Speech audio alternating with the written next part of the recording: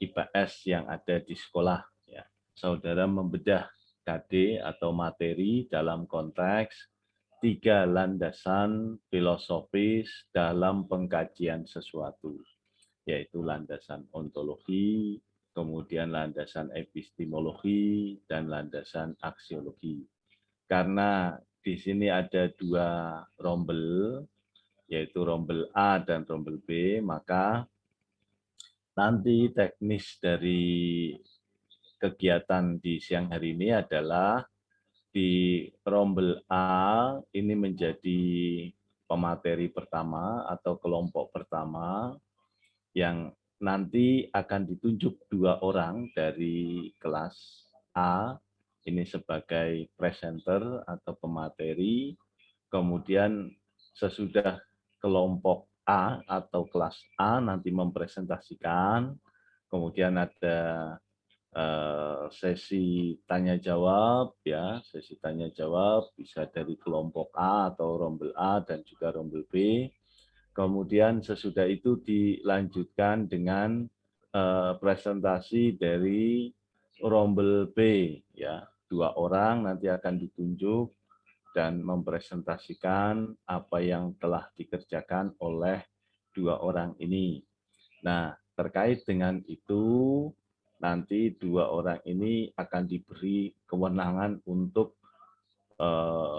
men-share screen-nya, men-share screen apa yang sudah dikerjakan itu melalui tampilan Zoom ini.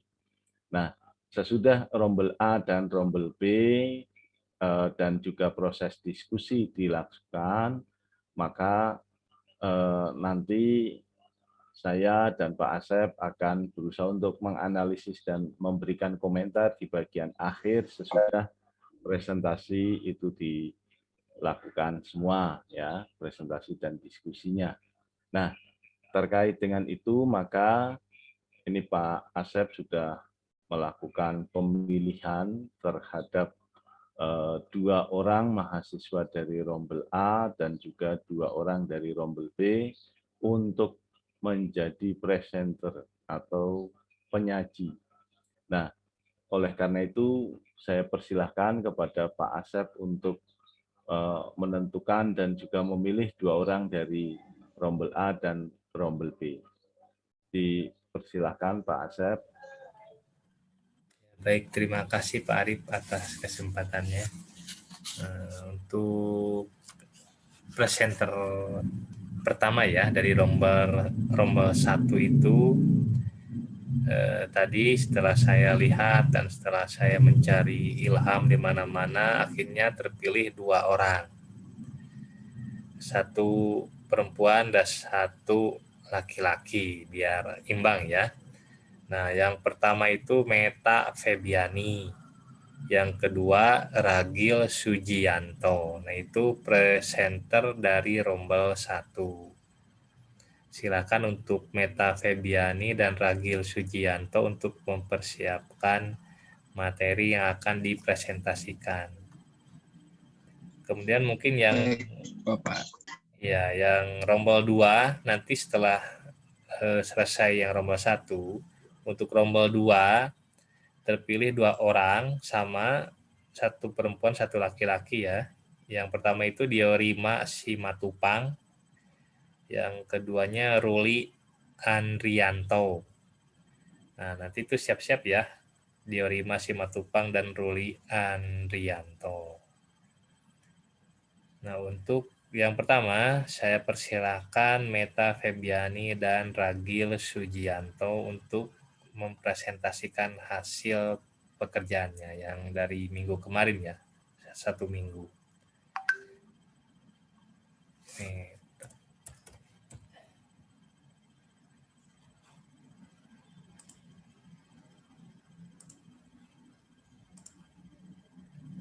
Untuk Meta dan Ragil sudah saya jadikan co-host, jadi bisa segera untuk men-share screen.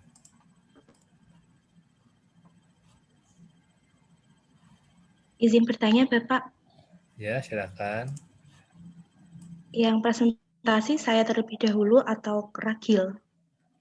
Anda terlebih dahulu saja, sesuai urutan yang disebut tadi. Baik, Pak.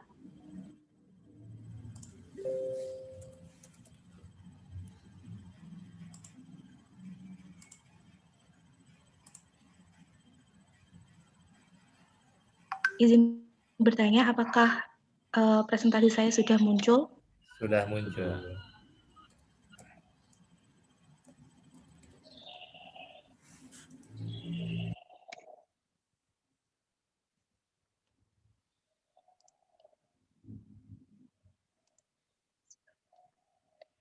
Assalamualaikum warahmatullahi wabarakatuh. Waalaikumsalam. Waalaikumsalam warahmatullahi wabarakatuh. Selamat siang pada teman-teman semuanya, kepada Bapak Arif dan juga Bapak Asep. Mohon izin untuk mempresentasikan hasil analisis saya mengenai analisis materi ilmu pengetahuan sosial berdasarkan landasan filosofis, yaitu landasan ontologi, landasan epistemologi, dan landasan aksiologi.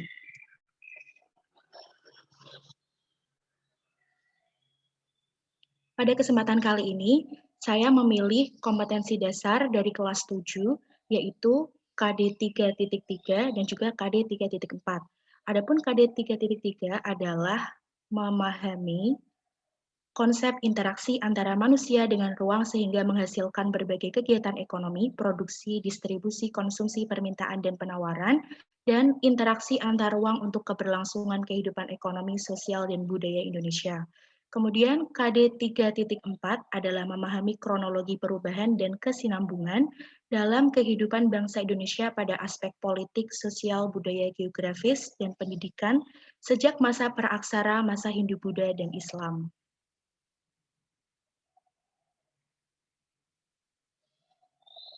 Adapun materi dari KD 3.3 yang saya ambil adalah pemanfaatan potensi sumber daya alam atau SDA di Indonesia. Sebelumnya, according to Murtado Mutahari dalam bukunya yang berjudul Manusia Seutuhnya, pendekatan berdasarkan landasan ontologis itu pendekatan yang mengkaji mengenai apa, dan kemudian pendekatan epistemologi itu pendekatan yang mengkaji mengenai bagaimana, dan pendekatan aksiologi adalah pendekatan yang mengkaji tentang untuk apa, untuk mengenal, membedakan, serta menganalisis kaitan-kaitan fungsional antara berbagai pengetahuan. Berdasarkan materi yang sudah saya ambil tadi, mengenai pemanfaatan potensi sumber daya alam di Indonesia, kajian mengenai landasan ontologi adalah membahas tentang apa yang ingin diketahui atau dalam kata lain mengkaji tentang apa. Sumber daya alam merupakan segala sesuatu dari alam yang memiliki manfaat untuk manusia.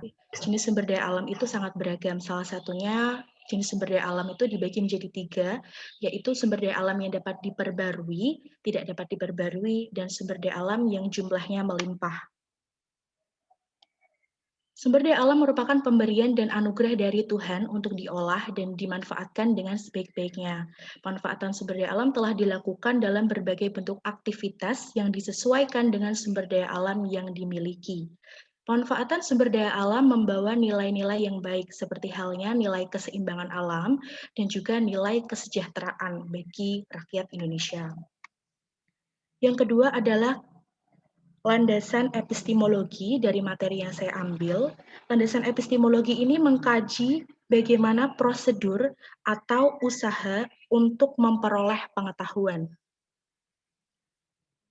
Dalam hal ini, mengenai bagaimana pemanfaatan sumber daya alam yang telah dilakukan oleh penduduk Indonesia dan bagaimana dukungan sarana dan prasarana dalam pemanfaatan sumber daya alam di Indonesia. Terdapat beberapa perspektif dalam memanfaatkan sumber daya alam. Ada pandangan yang menyatakan bahwa sumber daya alam yang berlimpah akan membawa manfaat yang besar. Namun ada juga yang memiliki perspektif bahwa sumber daya alam yang melimpah jika tidak dikelola dengan baik, belum tentu memberikan manfaat yang besar. Karena faktanya, negara-negara yang memiliki sumber daya alam berlimpah justru keadaan ekonominya lebih rendah dibandingkan dengan negara-negara yang cadangan sumber daya alamnya itu kurang. Taruhlah misalnya seperti negara Jepang. Jepang memiliki wilayah yang terbatas, demikian pula dengan sumber daya alam yang dimilikinya. Tapi, negara Jepang dapat menjadi negara yang maju di dunia. Kemudian ada juga sebagian orang yang memiliki perspektif untuk memanfaatkan sumber daya alam secara bijak atau berwawasan lingkungan dan juga berkelanjutan. Namun, ada juga segelintir orang yang berpendapat bahwa memanfaatkan sumber daya alam itu secara berlebihan atau mengeksploitasi tanpa berwawasan lingkungan. Yang ketiga adalah landasan aksiologi dari materi yang saya ambil.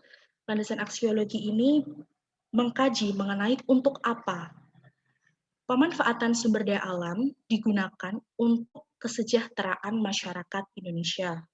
Sumber daya alam ini dimanfaatkan di berbagai aktivitas masyarakat Indonesia, seperti misalnya aktivitas pertanian, seperti misalnya kalau kita ambil contoh di aktivitas pertanian itu sumber daya alam, contohnya adalah air digunakan untuk mengairi sawah-sawah atau irigasi. Kemudian ada juga aktivitas perkebunan, peternakan, pertambangan, kehutanan, dan kelautan dan perikanan. Dalam hal kelautan misalnya dapat kita ambil contoh dimanfaatkannya ikan, kemudian ada kepiting, udang, dan rumput laut dan sebagainya sebagai sumber mata pencaharian masyarakat Indonesia.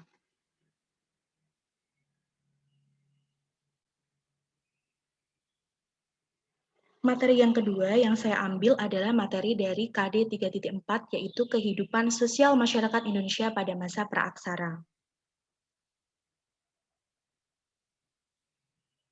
Adapun kajian landasan filosofis dari materi tersebut adalah yang pertama landasan ontologis seperti yang tadi sudah saya sebutkan bahwa landasan ontologi itu membahas tentang apa yang ingin diketahui atau membahas mengenai apa yang ingin diketahui. Kemudian kehidupan sosial masyarakat Indonesia pada masa praaksara itu dibagi menjadi 3 bagian, yaitu masa berburu dan mengumpulkan makanan, masa bercocok tanam, dan masa perundagian. Masa berburu dan mengumpulkan makanan itu manusia membuat alat-alat dari batu yang masih kasar, seperti misalnya kapak genggam. Kemudian masa bercocok tanam adalah masa ketika manusia mulai memenuhi kebutuhan hidupnya dengan cara memanfaatkan hutan belukar untuk dijadikan ladang. Kehidupan manusia pada masa bercocok tanam dengan cara berladang itu dilakukan dengan sistem slash and burn atau sistem menebang dan membakar hutan. Kemudian masa perundagian merupakan masa akhir prasejarah atau praaksara di Indonesia. Masa perundagian ini ditandai dengan munculnya golongan undagi atau seseorang atau sekelompok orang yang mempunyai kepandaian atau keterampilan jenis usaha tertentu, misalnya membuat gerabah ataupun membuat perhiasan kayu ataupun membuat sampan dan lain sebagainya. Yang kedua adalah landasan epistemologi. Landasan epistemologi mengkaji mengenai bagaimana proses atau usaha memperoleh pengetahuan, sehingga muncul beberapa pandangan. Dalam hal materi mengenai kehidupan sosial manusia pada masa praaksara, ada yang menyatakan bahwa pada masa berburu dan mengumpulkan makanan, manusia hidup di padang rumput dengan semak belukar. Kemudian ada juga orang yang menyatakan atau berpendapat bahwa mereka hidup di gua-gua yang dekat dengan sungai ataupun dekat dengan laut. Yang ketiga adalah landasan aksiologi. Landasan aksiologi mengkaji mengenai untuk apa atau nilai-nilai apa saja. Nilai-nilai yang bersifat normatif, seperti misalnya kehidupan sosial masyarakat Indonesia pada masa praaksara menyisakan banyak nilai-nilai positif yang dapat diambil dan dipelajari, seperti halnya nilai musyawarah, nilai gotong royong, nilai religius, dan nilai tradisi. Nilai musyawarah mungkin dapat kita lihat dari masa praaksara pada tatkala itu sudah dikembangkan oleh masyarakat praksara dalam interaksi bermasyarakat seperti pada pemilihan pemimpin, usaha pertanian, dan perburuan. Kemudian nilai gotong royong dapat dilihat dari kegiatan masa praaksara dalam mendirikan rumah panggung untuk menghindari binatang buas. Kebersamaan dan gotong royong mereka junjung tinggi. Dan semua aktivitas kehidupan mereka kerjakan secara bergotong royong. Untuk nilai tradisi, mungkin dapat dilihat dari tradisi masyarakat praksara kala itu yang sudah mengenal ilmu astronomi seperti menggunakan perahu cadik. Sekian presentasi dari saya. Terima kasih. Assalamualaikum warahmatullahi wabarakatuh. Waalaikumsalam warahmatullahi wabarakatuh. Selanjutnya silakan Saudara Ragil Sugianto. Baik, Bapak.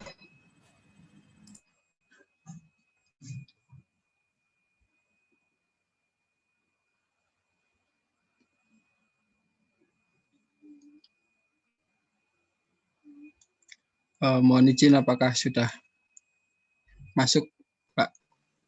Sudah. Sudah, tampaknya harus dibuka dulu, baru kemudian share screen.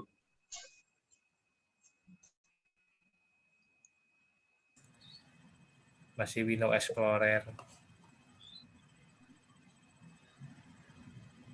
Baik, Pak, sebentar. Ini sedang loading, Bapak.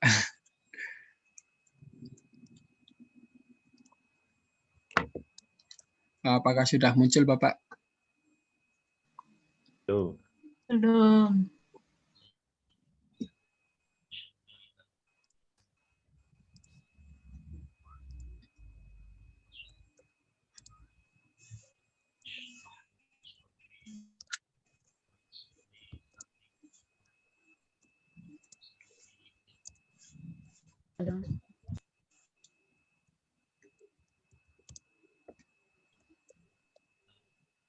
Ya, sudah muncul.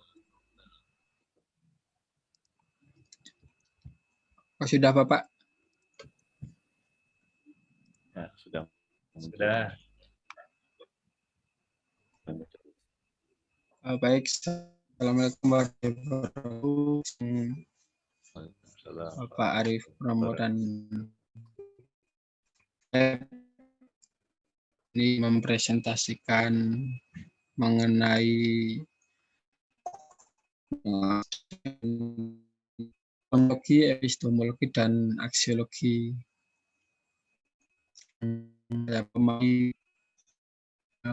Saya mengambil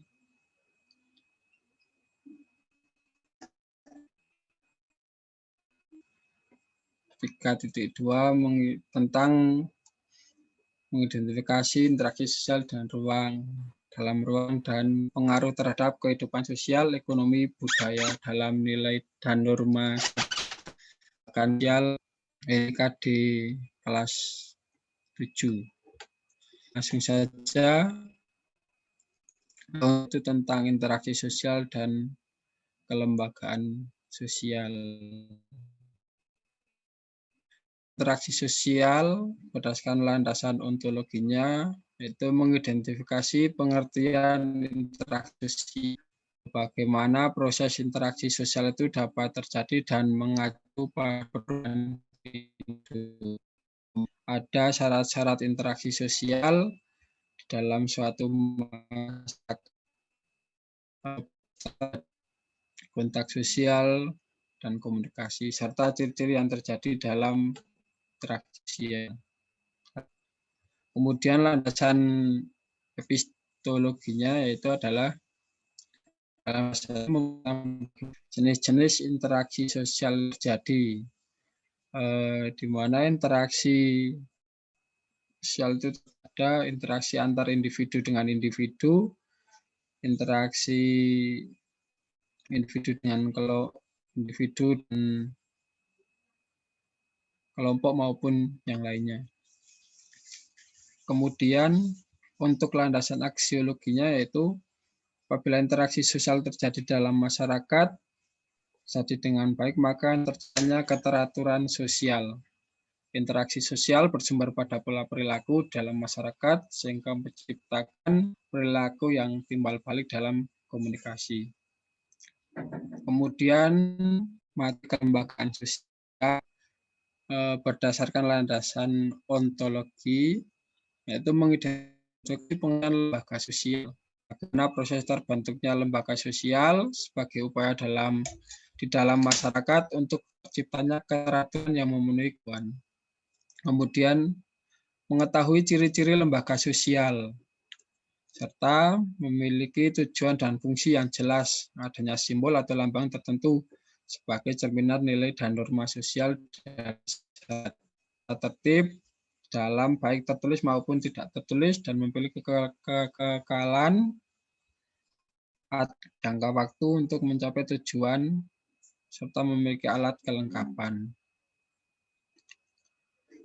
Untuk landasan sosial itu kelangsungan aktivitas dalam masyarakat. Kemudian memanfaat adanya kelangsungan sosial dalam masyarakat serta dapat memenuhi percapaian tujuan tertentu. Mungkin itu Bapak yang bisa saya sampaikan, kurang lebih mohon maaf.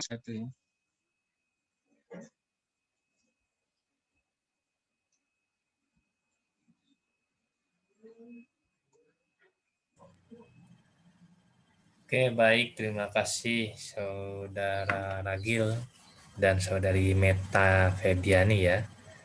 Mungkin untuk selanjutnya ada sesi tanya jawab ya Pak Arif ya dengan mahasiswa. Ya, betul Pak Asep. Iya. Baik, silakan untuk teman-teman mahasiswa jika ada pertanyaan atau sanggahan terhadap dua teman kita yang tadi sudah melakukan presentasi, saya persilakan untuk mengacungkan tangan ya. Di situ kan ada ya.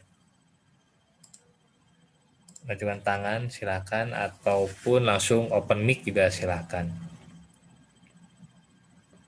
Dua orang mahasiswa terlebih dahulu saja kesempatannya. Silakan. Selamat siang, Bapak. Ya, siang. Saya izin bertanya, Bapak, kepada Ragil atau Meta, dua-duanya. Saya ingin bertanya, apa esensi, kenapa kok materi ini bisa dimasukkan dalam materi kelas 7? Terima kasih. Oke, baik, Aisyah. Ada yang lain sebelum pertanyaan dari Aisyah dijawab oleh Meta dan Ragil?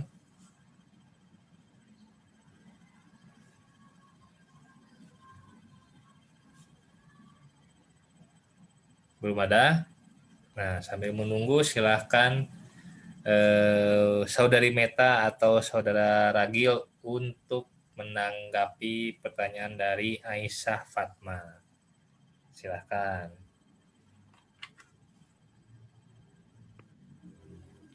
Izin menjawab pertanyaan dari Aisyah Fatma mengenai mengapa materi yang saya ambil tadi tergolong sebagai materi kelas 7. Seperti itu ya?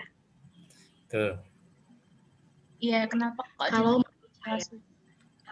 menurut perspektif saya ya, karena selain berdasarkan dari ketiga landasan tadi, materi yang saya ambil itu termasuk materi yang dasar.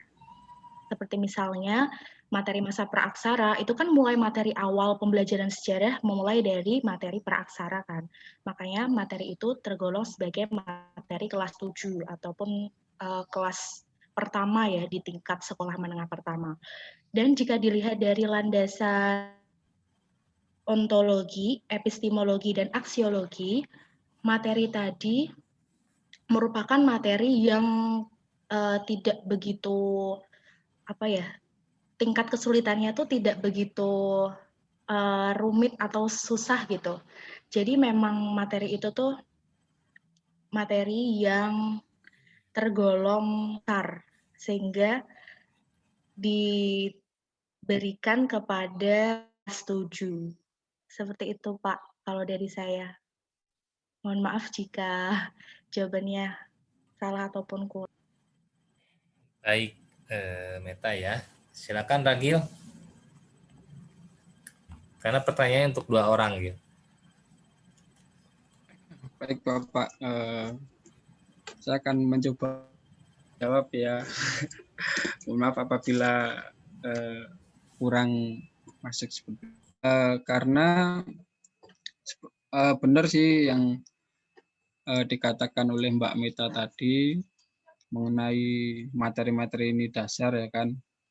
Jadi menurut saya kenapa kok ini dikasihkan ke materi kelas 7 karena pada dasarnya menurut materi yang saya pelajari tentang interaksi sosial itu kan saya mempunyai pandangan bahwa di kelas 7 itu adalah proses awal di mana sebuah interaksi sosial yang baru mulai tahapan dari anak SD kemudian merambah ke SMP adalah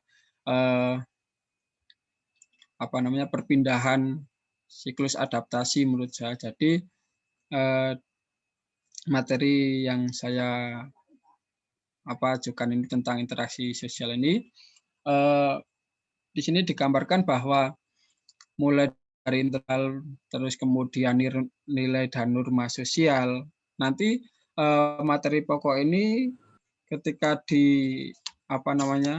dikasihkan di kelas 7 adalah sebagai pembekalan di mana untuk kedepannya karena dalam transisi perubahan gitu kan dari SD ke SMP, jadi para siswa ini sudah mulai mengetahui bagaimana nanti kedepannya mulai bersikap, bertata laku dan lain sebagainya.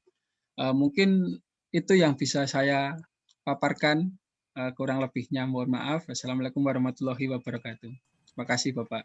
Waalaikumsalam warahmatullahi wabarakatuh. Bagaimana Saudari Aisyah Fatma, ada yang ditanyakan kembali dari jawaban presenter tadi, dari 2 orang presenter? Sudah cukup Bapak, mungkin nanti bisa ditambah oleh Bapak Arif atau Pak Asep. Oke, baik, terima kasih. Selanjutnya 1 orang lagi mungkin ya, untuk bertanya atau menyanggah apa yang tadi telah disampaikan oleh 2 orang presenter kita, silahkan.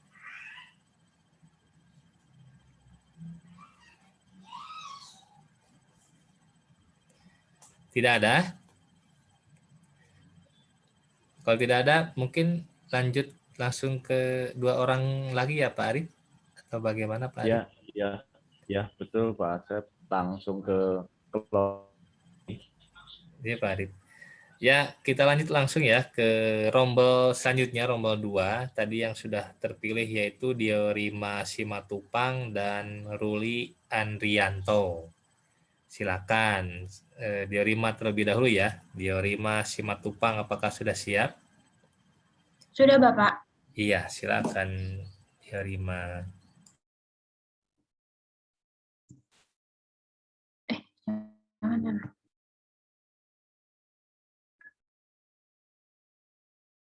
Apakah materinya sudah terlihat, Bapak? belum. OTW. Si Ah, proses. iya, baik, Bapak. Sudah. Sudah ya. Sebelumnya, selamat siang Bapak Asep dan Bapak Arif. Terima kasih untuk kesempatannya kepada saya untuk melakukan presentasi. Pada kesempatan kali ini, saya akan menganalisis landasan filosofi dari kelas dan D3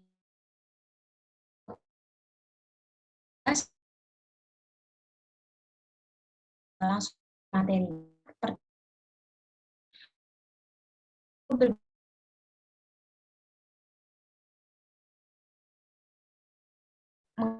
materi orang naik terkait kita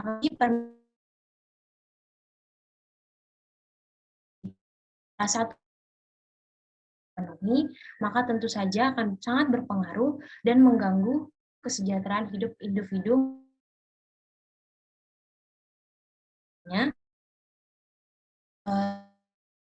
Analisis permintaan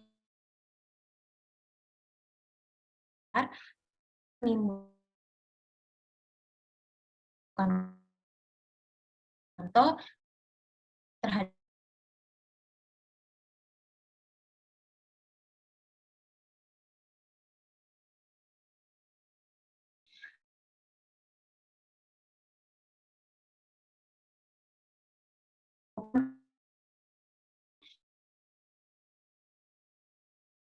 tentu jika terhadap harga pasar.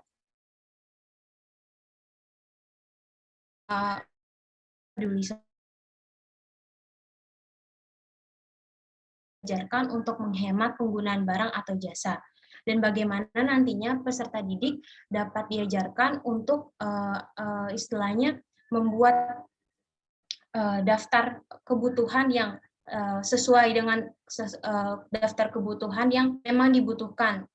Lalu untuk materi yang kedua, saya mengambil materi mengenai pluralitas. Untuk landasan ontologinya, itu berbicara mengenai toleransi. Bagaimana pluralitas itu berkaitan dengan keberagaman akan agama, budaya, suku bangsa, dan pekerjaan. Dan landasan epistemologisnya, yaitu timbulnya rasa primordialisme yang sering kali menganggap bahwa kebudayaannya lebih bagus atau superior dibandingkan dengan kebudayaan yang lain, sehingga hal ini dapat memicu terjadinya konflik. Dan landasan aksiologinya yang ingin diajarkan kepada peserta didik, bagaimana peserta didik dapat menghargai perbedaan yang ada, baik perbedaan mengenai agama, budaya, suku bangsa, dan pekerjaan. Terima kasih, Bapak. Oke, Diorima ya. Selanjutnya silakan Ruli Adrianto. Baik, Pak.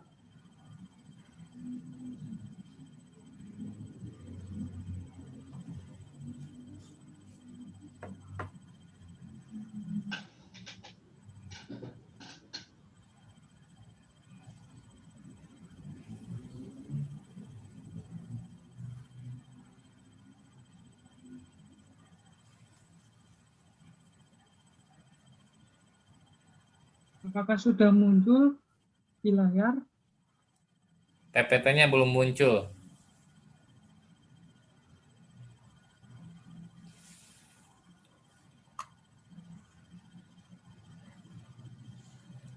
Nah, sudah. Baik, terima kasih. Mohon maaf sebelumnya, suaranya mungkin agak kurang keras karena di sini sedang hujan. Terima kasih atas kesempatan yang diberikan.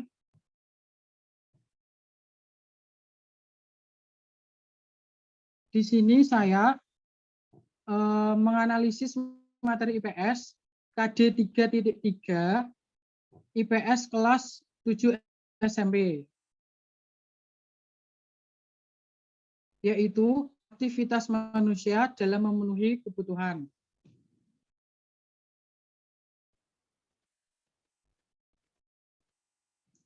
Untuk landasan ontologinya, objek yang saya kaji yaitu kebutuhan adalah suatu keinginan manusia terhadap suatu barang atau jasa dan menuntut adanya pemenuhan. Apabila tidak dipenuhi akan berdampak negatif pada kelangsungan hidupnya. Selanjutnya, untuk landasan epistemologi, sumber atau data yang diperoleh, yaitu dengan cara analisis macam-macam kebutuhan ekonomi di dalam kehidupan manusia.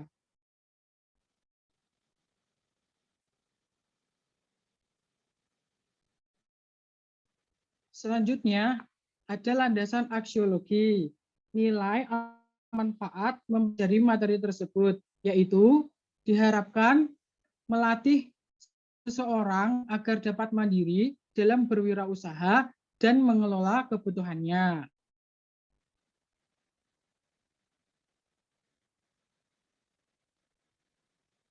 Selanjutnya, untuk materi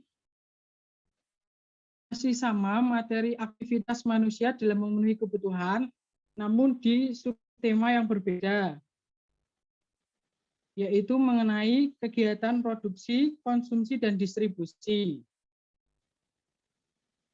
Apa landasan ontologinya?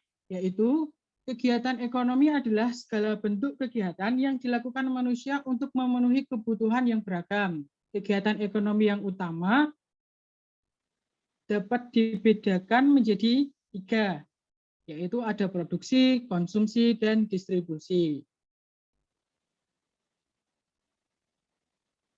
Untuk landasan epistemologinya,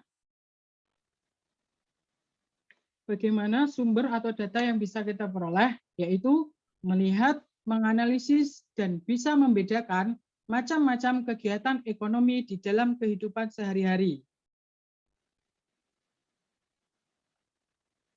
Selanjutnya, untuk landasan aksiologinya, manfaat mempelajari materi tersebut adalah untuk memenuhi kebutuhan dan untuk mendapatkan suatu keuntungan dari adanya kegiatan ekonomi. Demikian presentasi dari saya, kurang lebihnya mohon maaf. Terima kasih. Oke, baik. Terima kasih Saudari Diorima dan Saudara Ruli.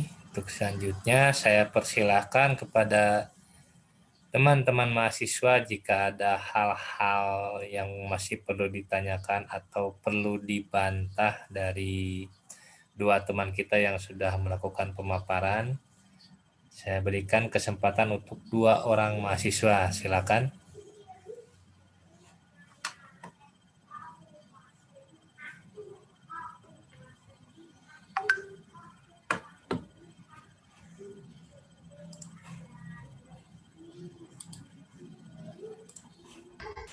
Izin bertanya untuk Diorima. Iya, silakan Dina Nisrina. Landasan epistemologi pada materi pluralitas. Landasan epistemologi sendiri kan merupakan salah satunya merupakan bagaimana kesahihan pengetahuan tersebut diuji. Lalu menurut Dio bagaimana materi tentang pluralitas, bagaimana cara kesahihan dari materi pluralitas tersebut. Terima kasih. Oke, baik. Dina, silakan 1 orang lagi.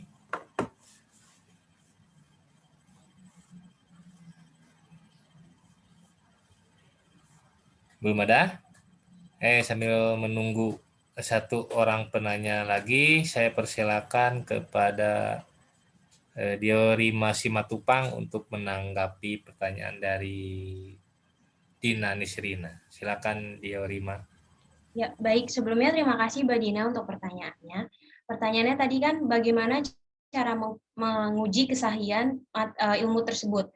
Kalau menurut saya, pertama kita bisa mengujinya itu dengan peristiwa-peristiwa yang terjadi di dalam kehidupan sosial masyarakat. Kita lihat bagaimana ilmu tersebut bisa mengkaji peristiwa-peristiwa yang terjadi di dalam masyarakat. Kalau seperti contohnya ada teori-teori konflik. Nah, teori-teori tersebut dapat kita analisis, dapat kita kaji dengan peristiwa-peristiwa konflik yang terjadi dalam kehidupan masyarakat. Seperti itu.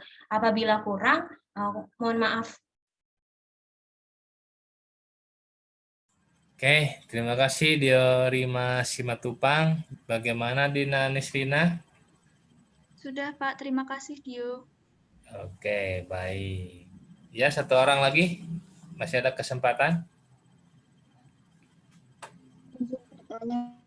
Pak. Ya, Humaluluk ya. Ya, silakan Humaluluk. Saya mau bertanya kepada Mbak Dio, materi 1 terkait landasan aksiologi. Tadi dijelaskan tentang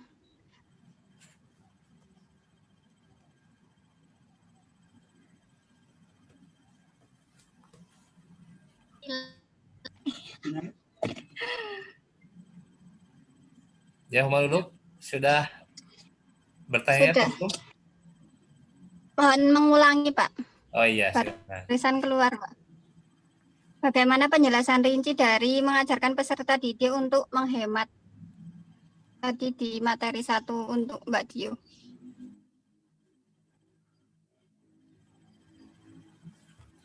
Oke, baik. Bisa ditangkap pertanyaannya nggak, Diorima? Bisa, Bapak. Iya, silakan langsung saja dijawab. Ya, terima kasih Mbak Huma untuk pertanyaannya. Sebelumnya karena saya pernah membuat menurut saya kemarin tuh saya buat soal hitungan pembelajaran mikro, kebetulan juga berkaitan dengan materi tersebut. Salah satu cara yang bisa saya ajarkan nanti kepada peserta didik untuk menghemat adalah bagaimana saya menyuruh peserta didik untuk membuat bagan kebutuhan hidupnya yang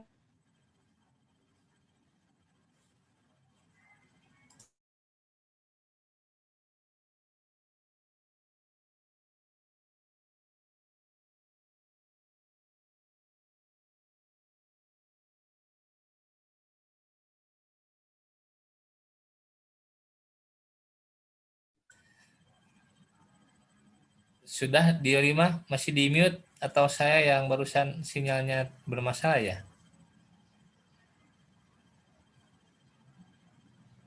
Halo, Diorima?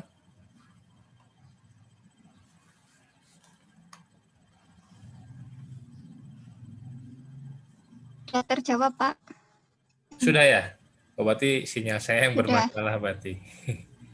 Oke, terima kasih kepada Meta Febiani, Ragil Sujianto, Diorima Simatupang, dan Ruli Andrianto telah memaparkan hasil tugasnya, dan beberapa teman-temannya yang sudah menanggapi, Aisyah, Dina Nesrina, dan Humaluluk. Untuk selanjutnya mungkin ada tambahan dari Pak Arief terkait dari diskusi yang telah dilewati tadi. Silakan Pak Arief. Ya, terima kasih Pak Asep. Saya sangat senang ini ya, saudara sudah berusaha untuk mengeksplor materi yang telah diberikan dengan pemahaman saudara. Dalam filsafat itu termasuk ke dalam ranah subjektivisme. Jadi ketika saudara berusaha untuk memikirkan segala sesuatu dengan alam pikiran saudara sendiri, maka saudara itu sudah ada dalam ciri filsafat yang namanya spekulatif, dan epistemologinya adalah epistemologi subjektif, gitu ya. Dan ini adalah sesuatu hal yang membanggakan ya, saudara sudah berusaha untuk menggunakan akal pikiran untuk menganalisis sesuatu hal. Jadi ketika saudara itu diminta, misalnya itu untuk mengembangkan sebuah materi ajar tentang praaksara, saudara sudah oh ini Ruli, raise hand. Maaf Pak, itu kepencet. Oh, Tadi iya. absen. Oh iya. Ya. Jadi ketika saudara diminta untuk membuat materi atau mengembangkan materi ajar terkait dengan apa yang tadi didiskusikan, misalnya meta terkait dengan pemanfaatan sumber daya alam, kemudian Ragil tentang interaksi sosial, ketika saudara itu sudah punya apa yang mau dibahas terkait dengan materi itu, maka nantinya mesti saudara bisa mengembangkan materi itu secara utuh tanpa melihat materi yang sudah ada. Karena saudara itu sudah punya bayangan yang mau dikembangkan itu apa, kemudian sumber untuk mengembangkan itu seperti apa, kemudian nanti manfaatnya apa. Nah, pengembangan materi yang saudara lakukan ketika saudara itu sudah memahami 3 landasan itu ada dalam koridor IPS yang kemudian berusaha untuk menyebabkan peserta didik menjadi warga negara yang memiliki hak, memahami hak dan kewajibannya dalam lingkungan masyarakat yang demokratis. Nah, saya berusaha untuk mengomentari apa yang tadi menjadi topik diskusi, ya. Jadi landasan logi itu berbicara memang tentang apa yang ada, ya, hakikat yang ada, atau sering dinyatakan mempelajari tentang ontologi itu adalah apa yang ingin dikaji dengan sudut pandangnya. Nah, terkait dengan landasan ontologi, ketika saudara berusaha untuk mengkaji sesuatu hal, itu tidak ada perdebatan di landasan ontologi. Karena landasan ontologi itu berbicara tentang nilai-nilai yang dianggap ideal. Misalnya tadi nilai keseimbangan, kesejahteraan, kemudian keadilan, toleransi, kemudian harmoni, itu adalah nilai-nilai yang ideal. Ketika berbicara tentang pemanfaatan sumber daya alam, maka bicara tentang nilai kesejahteraan. Dan semua orang tidak ada yang membantah bahwa manusia itu, semua makhluk hidup, terutama manusia itu adalah berusaha untuk sejahtera. Itu tidak ada yang membantah. Jadi pembahasan di level landasan ontologi itu adalah pembahasan segala aspek yang sifatnya ideal.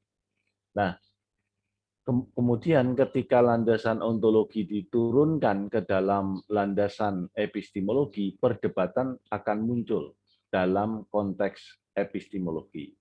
Nah, tadi sudah dijelaskan misalnya oleh Meta bahwa ini ada pendapat yang menyatakan pemanfaatan itu secara menyeluruh, ya, semuanya. Kemudian ada yang sebagian dan seterusnya.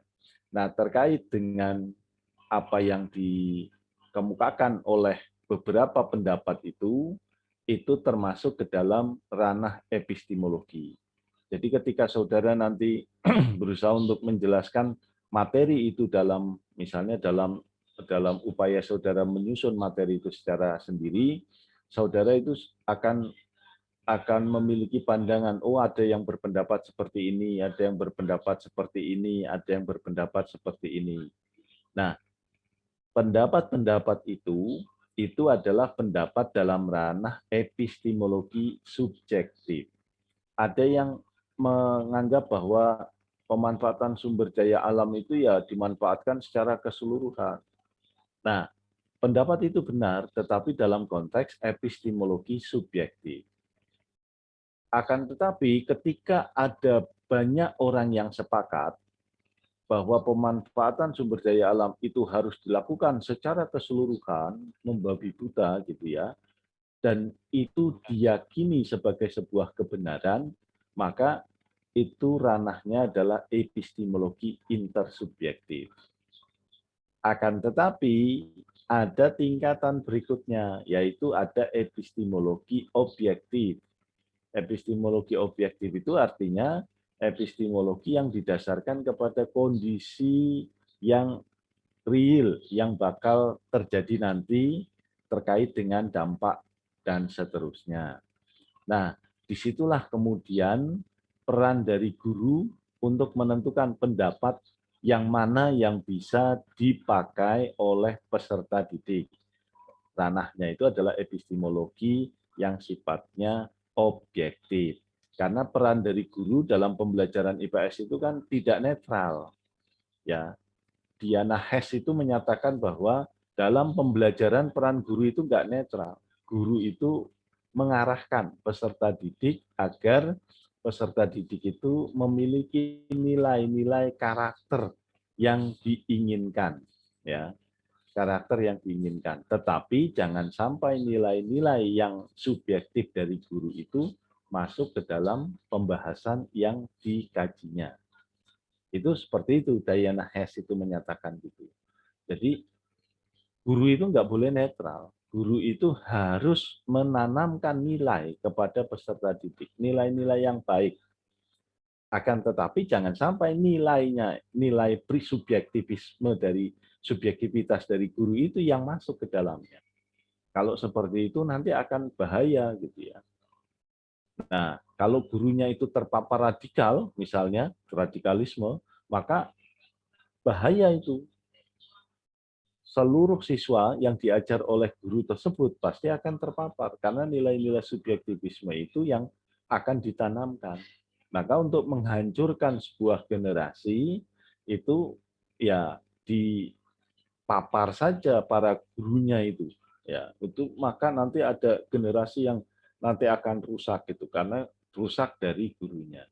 Nah, oleh karena itu maka Diana Hess itu menyatakan guru itu harus menanamkan nilai-nilai. Ya, nilai-nilai yang dianggap oleh masyarakat itu baik, bukan nilai-nilai dirinya. Kalau nilai-nilai dirinya itu masuk ke dalam ranah epistemologi subjektif. Ya, jadi ada materi yang diturunkan dari landasan ontologi, ya, dan itu ada materinya epistemologi subjektif, epistemologi yang intersubjektif, ada yang epistemologi objektif. Nah, peran guru itu adalah mengarahkan peserta didik menuju kepada epistemologi objektif, menuju kepada landasan ontologi yang dianggap benar, ya. Nah, ini apa komentar saya yang pertama, ya. Nah, ketika saudara itu juga mengembangkan misalnya interaksi sosial, kelembagaan sosial, itu juga saudara bisa mengembangkan materi itu ya pada landasan itu dengan mencontohkan ya. Dalam interaksi sosial itu kadang ada yang menang-menangan. Ada yang menang-menangan, ada satu pihak yang merasa sebagai pihak yang memiliki hegemoni karena dia mungkin bisa dalam konteks mayoritas, ada yang sebagai subordinat karena dia mungkin sebagai minoritas. Nah, di sana ada perdebatan di sana. Bagaimana seharusnya padahal nilai yang berusaha untuk ditanamkan kepada peserta didik itu adalah nilai toleransi, nilai harmoni, dan seterusnya. Nah, dari peran guru itu kemudian dia nggak bisa tunggal, dia harus mengarahkan. Nah, maka muncullah kemudian di sana sebagai sesuatu nilai kegunaan atau nilai aksiologinya. Ya. Nah, kemudian komentar saya yang ketiga, ya, ketika berbicara misalnya permintaan penawaran, dalam landasan ontologi itu juga tidak ada perdebatan di sini. Landasan ontologinya itu ya setiap manusia ingin kemiskinan, hak manusia itu untuk hidup layak itu adalah hak asasi. Ya. Nah ini dalam landasan ontologi itu tidak ada perdebatan. Ketika Diorima itu diminta, coba Diorima buatlah materi tentang permintaan dan penawaran. Maka dalam benak Diorima itu pertama kali bahwa manusia itu ingin sejahtera. Maka muncullah kegiatan permintaan dan penawaran.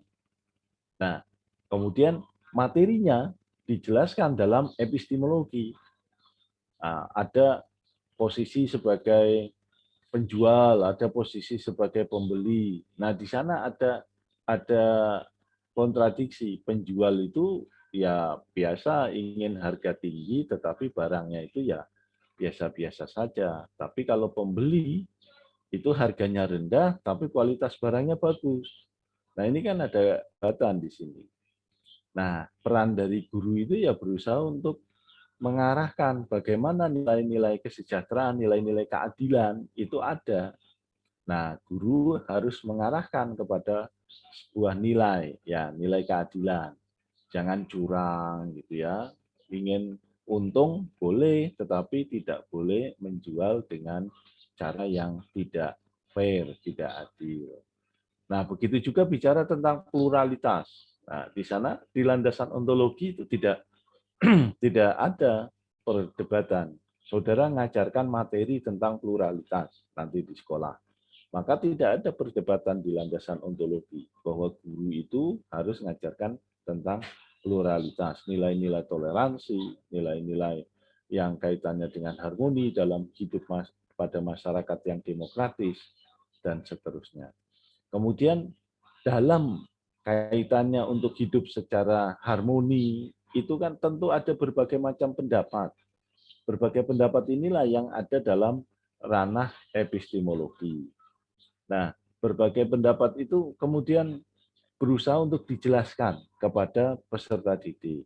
Nah, kalau saudara mengembangkan materi sendiri, ya saudara menjelaskan tentang berbagai pendapat itu. Ya, berbagai pendapat kaitannya dengan hidup secara harmoni dalam konteks masyarakat plural. Nah, tujuannya apa? Tujuannya itu ya dalam konteks ke-IPS-an itu adalah mempersiapkan peserta didik atau mempersiapkan siswa itu menjadi warga negara yang mengerti hak dan kewajibannya dalam lingkup masyarakat yang demokratis dengan cara-cara berpikir yang kritis ketika menganalisis suatu masalah. Nah, itu seperti itu ya konteksnya. Nah, ketika berbicara tentang kegiatan ekonomi yang lain, misalnya aktivitas manusia dalam memenuhi kebutuhannya, itu tentu juga dalam landasan ontologi itu tidak ada perdebatan. Jadi ketika guru mengajarkan itu ya mesti manusia itu ingin sejahtera, bagaimana manusia itu berusaha untuk memenuhi kebutuhannya dalam rangka untuk menjadi makhluk yang lebih sejahtera. Tapi dalam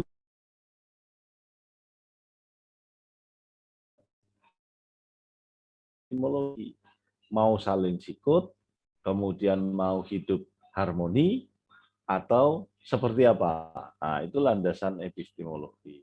Nah, kemudian aksiologinya itu bagaimana manusia atau peserta didik itu bersikap dalam menghadapi perdebatannya seperti itu. Nah, kenapa materi ya, materi yang tadi disampaikan oleh Ruli misalnya dan juga Diorima itu masuk ke dalam ranah kelas 7 misalnya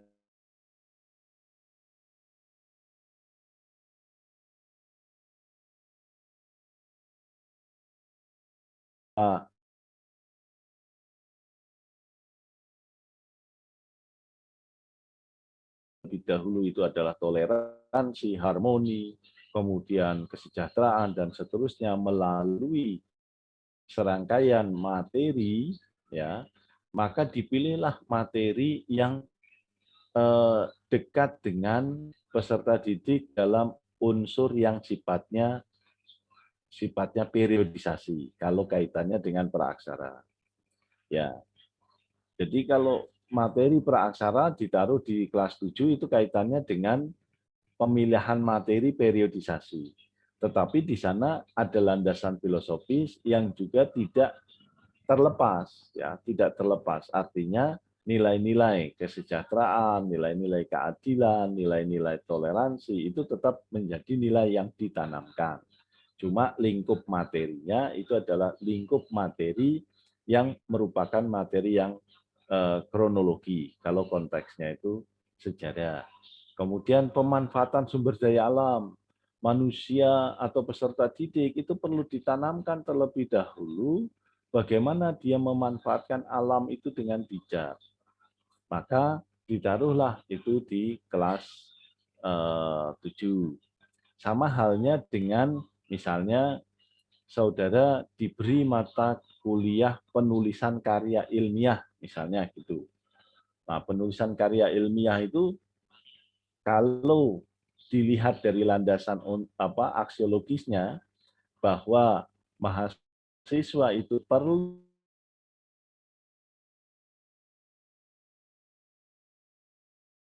penulisan ilmiah itu ditaruh di bagian awal.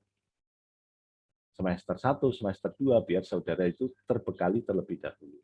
Akan tetapi, kalau landasan aksiologisnya itu tujuannya itu adalah membekali saudara itu untuk memiliki kemampuan dalam menulis, baik itu di media massa maupun penulisan skripsi, yaitu penulisan ilmiah dan ilmiah populer, maka mata kuliah itu diletakkan di semester 6, semester terakhir. Tergantung dari landasan aksiologinya, gitu ya. Jadi dalam pemilihan dan penempatan materi itu disesuaikan dengan landasan aksiologi tersebut.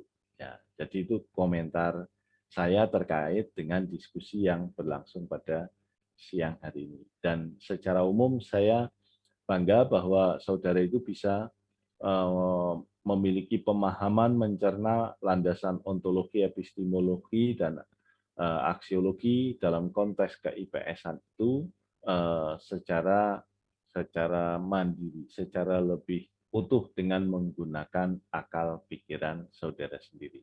Saya kira itu, dan terus dikembangkan pola berpikir yang kritis ya, karena critical thinking atau kemampuan berpikir kritis itu adalah kemampuan yang perlu untuk ditanamkan kepada peserta didik ya, dalam kaitannya dengan pembelajaran IPS. Maka pembelajaran IPS juga perlu menanamkan kemampuan berpikir kritis ya. Jadi kemampuan berpikir kritis itu ada pada menurut Krulik ya, karena kemampuan pertama itu adalah kemampuan yang mengingat ya, kemudian habis itu kemampuan dalam melakukan pemahaman, habis itu kemudian kepada kemampuan critical thinking, yang terakhir adalah inovatif.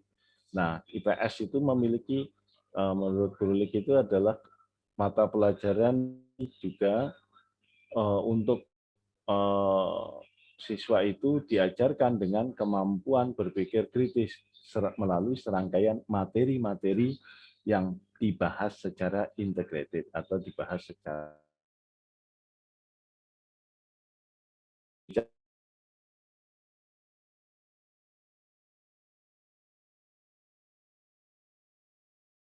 kita mengetahui lah materi yang disampaikan di buku-buku itu aspek integrated-nya itu belum tampak. Nah, jadi begitu komentar saya. Saya kembalikan kepada Pak Asep. Monggo Pak Asep, dipersilahkan untuk menambahi. Ya, terima kasih Pak Arif atas tanggapannya untuk para mahasiswa, sangat jelas sekali ya. Jadi tadi dari Pak Arif mengemukakan bahwa untuk landasan filosofis yang pertama itu ontologis itu tidak ada perdebatan, karena itu merupakan sesuatu hal yang ideal yang akan dituju oleh siswa. Kemudian baru pada tahapan epistemologis, baru di situ ada beberapa kemungkinan untuk adanya perdebatan, karena di dalamnya terdapat berbagai macam pendapat, teori, cara pandang, dan lain sebagainya. Dan disitulah tugas Anda sebagai guru nantinya untuk memilih dari berbagai macam pendapat atau teori tersebut yang disesuaikan dengan kondisi atau keadaan siswa yang ada di sekolah yang nanti Anda pelajari. Karena kan mungkin dari beberapa lokasi itu mempunyai perbedaan-perbedaan yang memang memerlukan cara pandang yang berbeda pula, memerlukan teori yang berbeda pula, gitu ya. Itu yang tadi saya tangkap dari penambahan Pak Arif, dan itu merupakan sesuatu hal yang sangat berguna bagi kita semua nanti dalam mengembangkan materi IPS nantinya di sekolah. Karena menjadi seorang guru itu Anda harus mempunyai kemampuan untuk mengembangkan materi sendiri, tidak terpaku dengan materi-materi yang ada di buku, walaupun sekarang kan sudah disediakan ya buku guru dan juga buku siswa. Tapi kita tetap harus bisa mengembangkan materi sendiri, karena setiap sekolah itu membutuhkan materi yang tidak sama untuk secara nasional ya. Makanya ada yang namanya kontekstual, jadi disesuaikan dengan kebutuhan masing-masing. Nah, itu bisa Anda dapatkan dengan cara seperti tadi yang dikemukakan oleh Pak Arif. Jadi sangat runtut dan sangat jelas sekali. Mungkin itu yang bisa saya tambahkan. Selanjutnya mungkin masih ada pertanyaan yang masih mengganjal. dari teman-teman mahasiswa?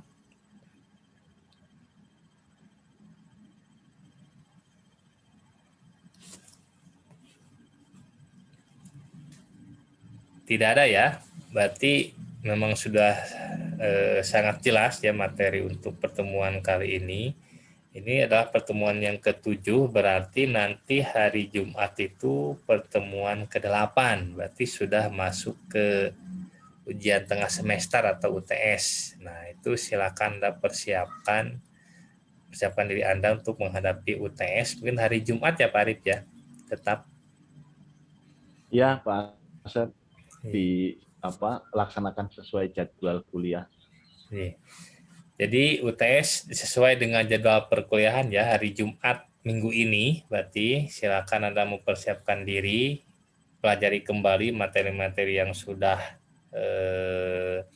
Anda dapatkan mulai dari pertemuan 1 sampai dengan pertemuan sekarang ya, pertemuan ke-7. Di pertemuan 1 itu juga sudah ada materi-materi yang disampaikan oleh Pak Arif, sudah saya masukkan di Elena.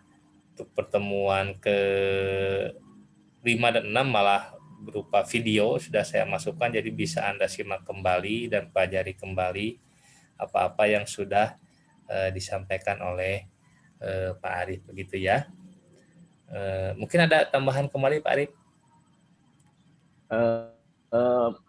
Terkait dengan UTS, nanti mungkin platformnya di Pak Asep ya, bisa melalui Elena atau platform yang lain gitu Pak Asep. Iya Pak Arif ya. Nanti saya buatkan di Elena saja Pak Arif ya, biar lebih sederhana. Ya Pak. Oke, UTS nanti di Elena ya. Bentuknya sepertinya akan seperti tahun-tahun kemarin, masih berupa isai ya, tidak akan pilihan ganda gitu ya, dari isai. Silakan Anda nanti baca saja di hari Jumat ya, tidak akan jauh dari materi yang sudah disampaikan oleh kami di pertemuan 1 sampai dengan pertemuan 7 begitu. Boleh ditutup atau gimana Pak Arif? Ya Pak Asep, saya kira sudah cukup, sehingga monggo disilahkan Pak Asep untuk menutup. Oke, terima kasih Pak Arif. Oke, terima kasih semuanya. Kita akhiri dengan bacaan alhamdulillahirabbil alamin. Terima kasih semuanya. Saya tutup. Terima kasih Pak Arif atas masukan semuanya. Saya tutup. Wassalamualaikum warahmatullahi wabarakatuh. Waalaikumsalam warahmatullahi wabarakatuh. Ya, tetap semangat ya. Iya, baik Pak. Terima kasih. Terima kasih Bapak. Ya, Pak Asep, mahasiswa. Arif.